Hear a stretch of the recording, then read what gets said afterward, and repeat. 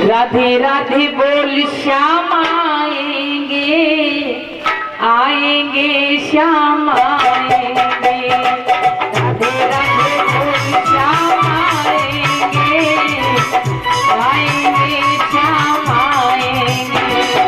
राधे राधे बोल श्याम आएंगे, आएंगे श्याम आएंगे।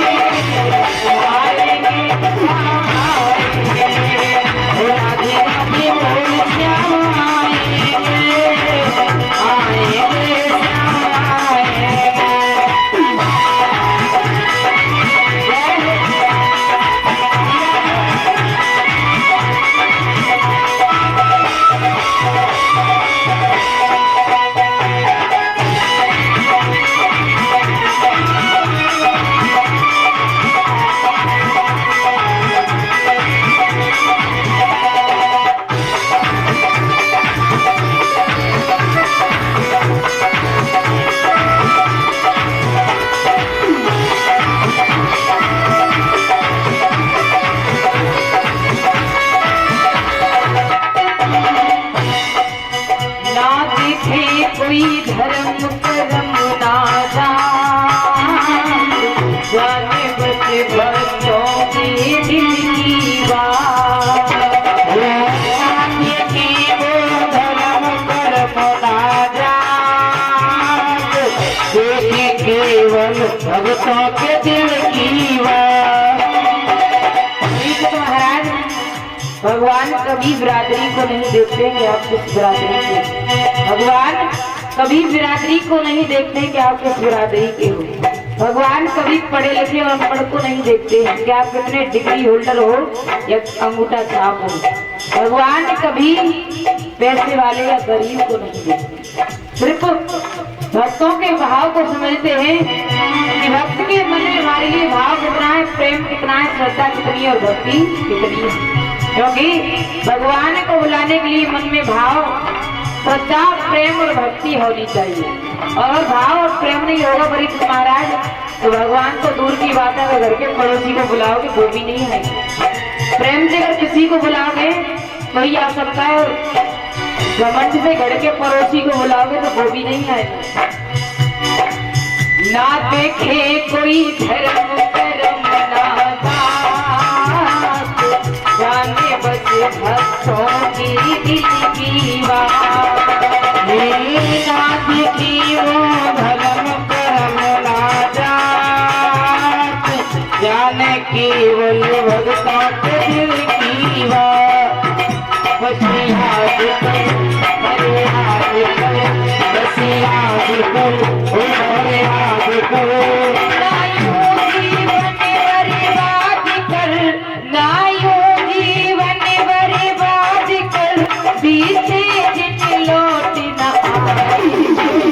राधे राधे बोल श्याम आएंगे, आएंगे श्याम आएंगे। राधे राधे बोल श्याम आएंगे, आएंगे श्याम आएंगे।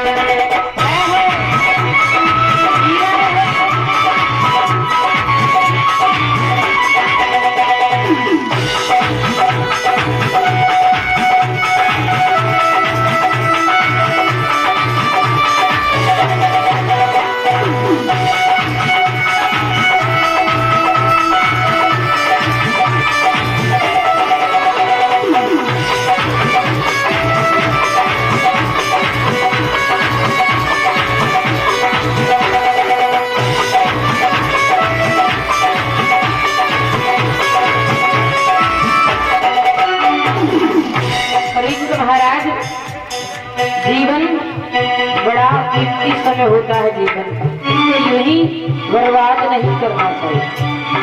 कल हमारे बाबा जी ने आपको बताया था कि बंदूक से निकली हुई गोली कभी वापस नहीं मिलती और तीर से निकला हुआ कर्कश कभी वापस नहीं होता और जीवन ये ऐसे ही गवा दिया जा रहा है, ये कभी लौट कर के समय आता नहीं।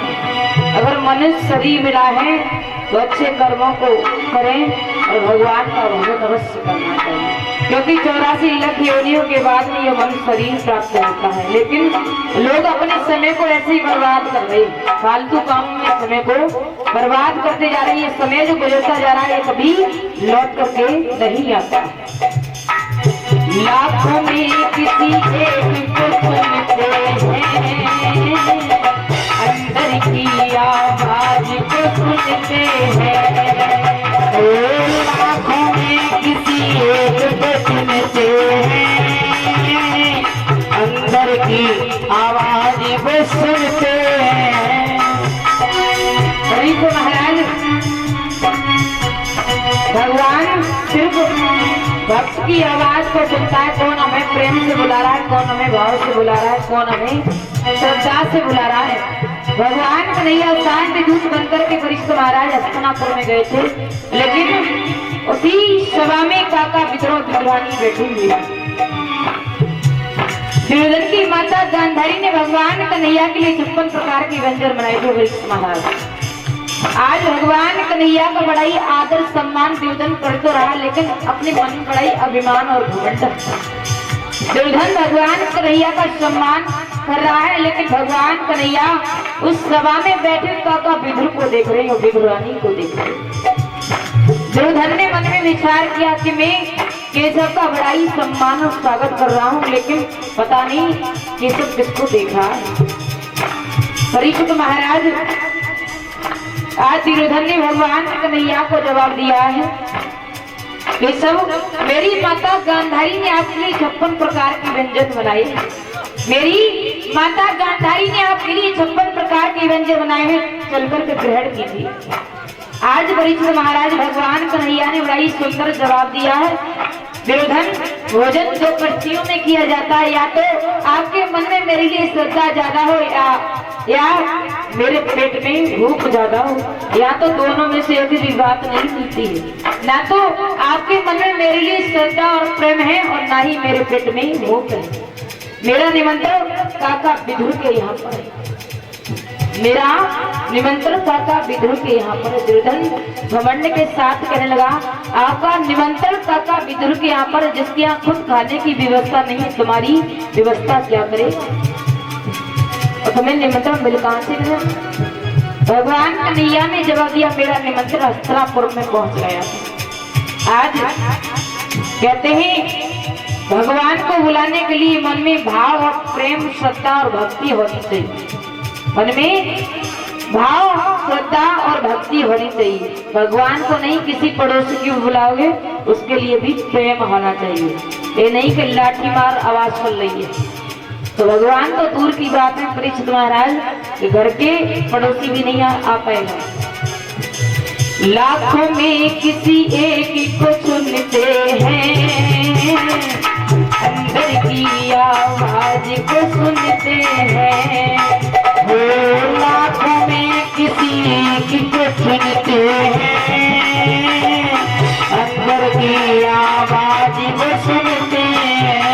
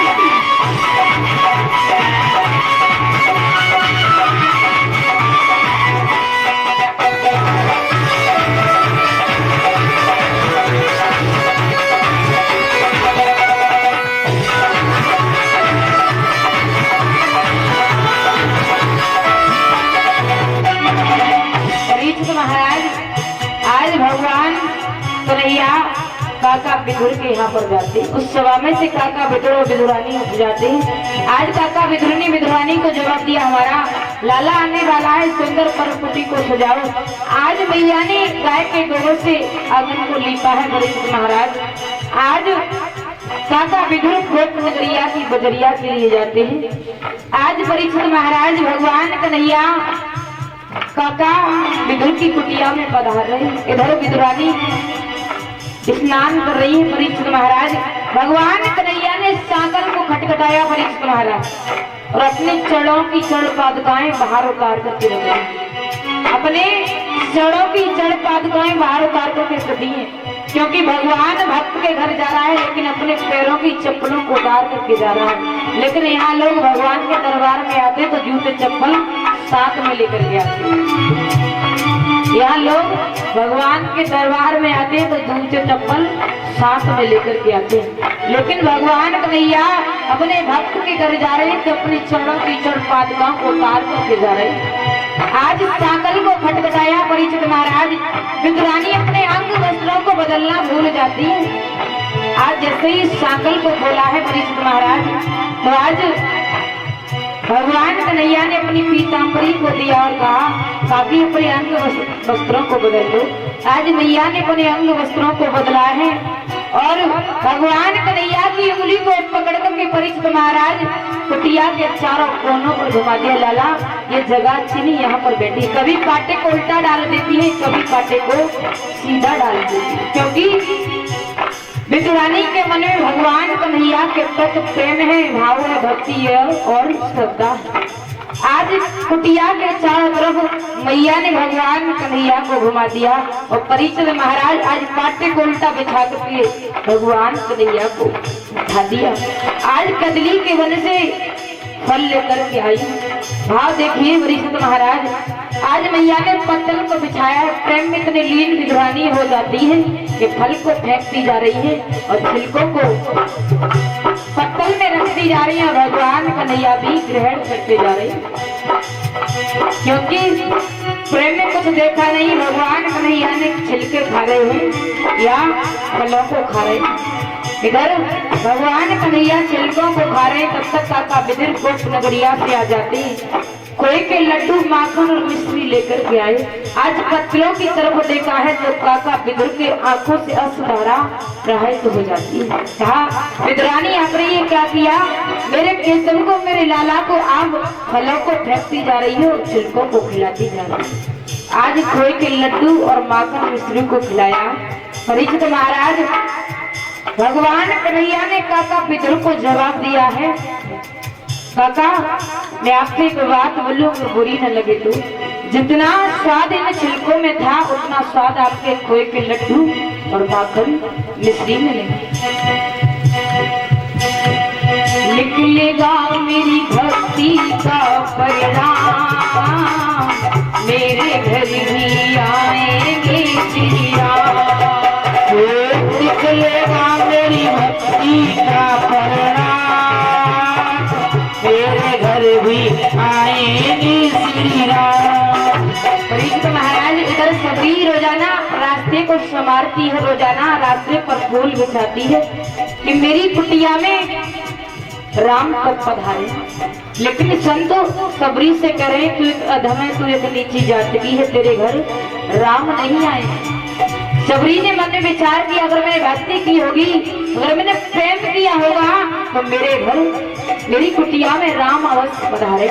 भगवान श्री राम ने 14 वर्ष के वनवास को धारण करने के बाद में उन्हीं संतों के आश्रम पर गए। उन्हीं संतों से पूछ रहे, मेरी भक्त सबरी की कुटिया कहाँ है?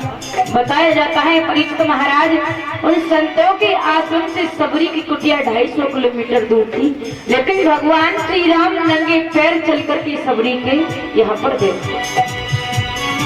निकलेगा मेरी भक्ति का परिणाम, मेरे घर भी आएंगे श्री राम। निकलेगा मेरी भक्ति का परिणाम,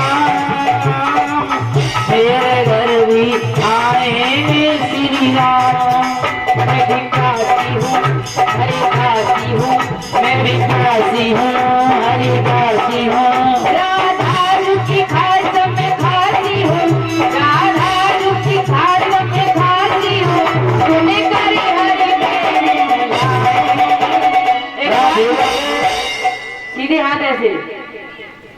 जितने भैया हमारे बेटे पिता सबसे बुजुर्ग, अगर दिए भगवान ने हाथ तो दोनों सीधे कर लो, और ना दिए तो फिर तो कोई बात ही नहीं।